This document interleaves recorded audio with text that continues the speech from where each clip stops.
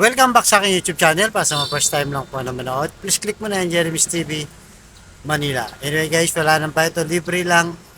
Tulong mo na lang din sa kapwa mo. Alright, thank you very much. So topic natin po today's video guys. Breaking news. Breaking news. Inday Sara, di nakatiis. Napuno na. Nag-resign na bilang DepEd Secretary at Vice Chairman ng NTL Cup. Yan guys, yan ang laman ng balita ngayon.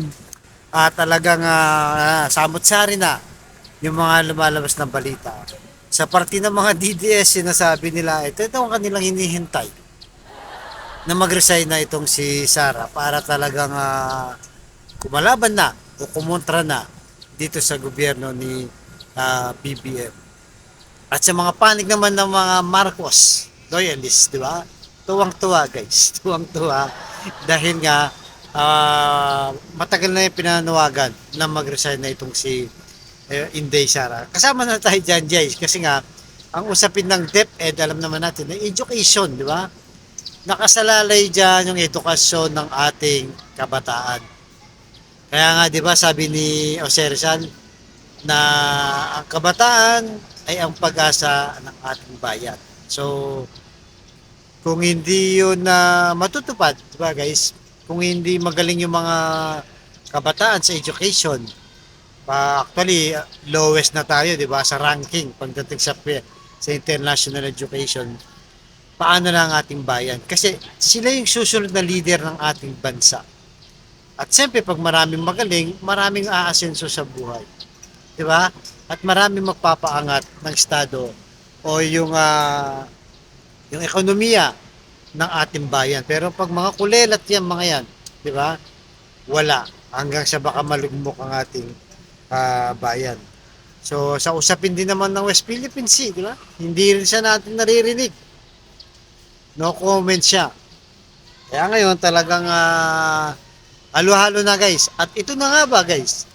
Ito na nga ba ang simula ng pag-rumble talaga ng Marcos, Romualdez at Duterte na kung saan ay nagsimula last year, di ba? Sa usapin ng confidential fund at tambaluslos nung kumalas itong si Gloria. Alam nyo naman yan guys, di ba? Ilang beses na natin yung itong vlog. Pagdating naman sa education guys, yun nga wala tayo yung nakikita parang out of the box. So ano ba yun? Out of the box na yun. Kagaya nung ginawa ni Isko guys sa Maynila. Di ba? Gumawa siya ng mga world class kahit paulit-ulit lang tayo guys. Public school. Isang solusyon sa mga kakulangan natin sa ating classroom. Di ba? Alam naman natin kulang yan. Yung iba nag-aaral na sa ilalim ng puno, sira-sirang bubong, lahat yan. So ginawa ni Isko guys, 3 building na world class public school na may aircon pa, 10th floor. Di ba? Talagang komportable yung estudyante at ang teacher sa kanilang pag-aaral. Kaya mainit yan, kaya malamig yan, okay lang, di ba? Komportable ang mag-aaral. Na which is yun ang kailangan natin para tumalino at maging maayos ang education, magiging quality education tayo. Di ba? So, sa bagay, itong si Sara Duterte kasi guys, siya na mismo ang nagsabi, di ba? Na ang sabi niya, basahin lang natin guys yung statement niya. Ano pa to, noong August 2023, so last year, halos mga lahati pa lang yung taon. Ang sabi dito, I do not come from the education sector. I don't have education background, so I cannot review what they are doing. And I rely on their expertise and all the stakeholders who did the review. So, tapos sabi pa niya, so, ang magawa ko lang, which I do very well, sabi niya ay admittedly, is magpokpok talaga ng mga tao to drive a person to do and what they are supposed to do. Sara Duterte, August 10, 2023. So, ang tanong dito, paano niya pupukpukin, di ba, yung mga teachers sa kanyang pamumuno kung hindi nga niya alam. Di ba? Sabi niya, nagre-rely lang siya sa mga kasamahan niya. Although napag-aaralan naman siguro, pero iba kasi guys, iba kasi yung galing ka talaga sa sektor. Di ba? Halimbawa, kung sa health, dapat doktor ka. Di ba? Para alam mo na yung sitwasyon ng healthcare system ng bansa. Kung sa police naman ay ka sa defense naman, dapat police ka, naging military ka. Ganito rin dapat to, di ba? At bukod dyan, ito pa yung pinakamalaking budget guys ng education sa lahat ng department, education department. Nasa 7, hindi ako nagkakamali guys, 700 billion pesos. At dahil nga nagkakagulo na nga yung Duterte, Marcos at Romualdez, eh nagagamit din ni Sara kanyang pondo, nakakaikot siya ngayon sa ibang bansa, sa ibang lugar ng ating bansa. Siyempre dahil DepEd nga siya, di ba? Nagagamit pa rin yung source ng DepEd. Pwedeng pampolitika yan. Eh lalo pa guys, malapit na yung 2025 election. Di ba? 2025 election na natutunugan natin na si Duterte ay nagbubuo ng opposition kuno, di ba, dito kay Marcos administration. Sa kabila ng nagsisilipatan na yung mga politikong kakampi nila. Di ba? So dito natin malalaman. Kaya guys, di ba kung maalala niyo kung napanood niyo yung vlog ko, ang sabi ko, nung pagkalabas nung interview ni Lisa Marcos, na bad shot na itong si Sara Duterte sa kanya, ay talaga namang nawindang, di ba? At nung nag-response pa itong si Bibi, para nagmamalaki pa, di ba? Sabi niya, binoto ko ng taong bayan, hindi ko mandato na sagutin pa yan. Parang binaliwala na rin niya.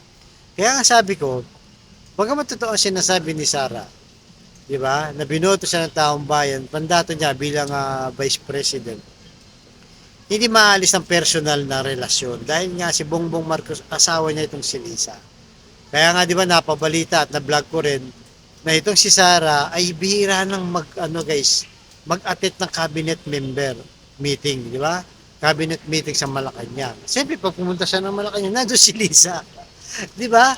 So bukod doon guys, yung ano pa, yung pag-alis ni BBM papuntang ibang bansa at pagbalik niya, dapat lagi din siyang na-present kasi nandun yung mga cabinet member. Wala din siya, di ba? Hindi rin sila nag-uusap ni Lisa kung nandun man at talaga nag-i-snaban. Kaya sabi ko, hindi to tatagal. Aabot pa ba to ng 2028? Kakayanin pa ba ni Sara tong ganitong sitwasyon? Kaya talaga napakagandang desisyon to na mag-resign na siya.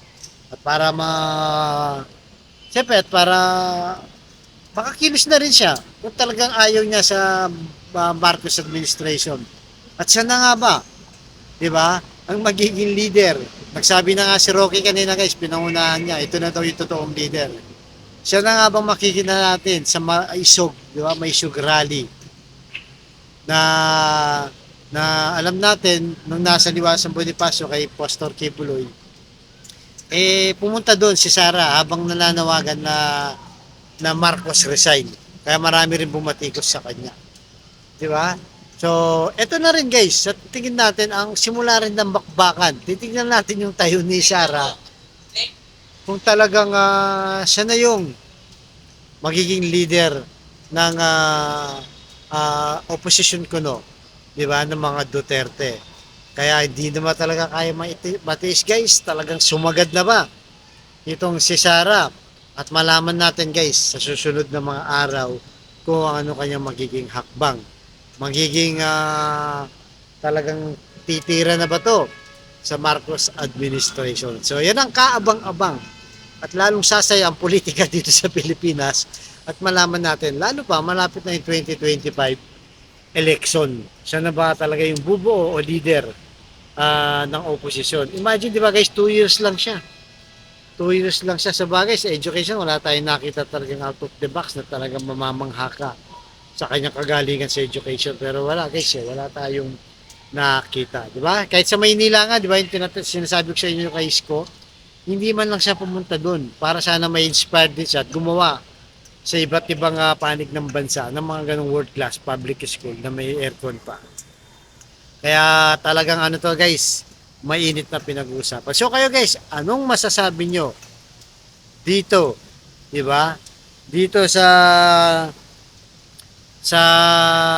pag-resign nitong si Inday Sara Duterte. Kaya talagang abangan natin to guys kung ano pa ang mga susunod na hakbang nitong si Inday Sara Duterte. Alright guys, hanggang dito na lang po. Abangan nyo sa susunod kong vlog. Thank you very much.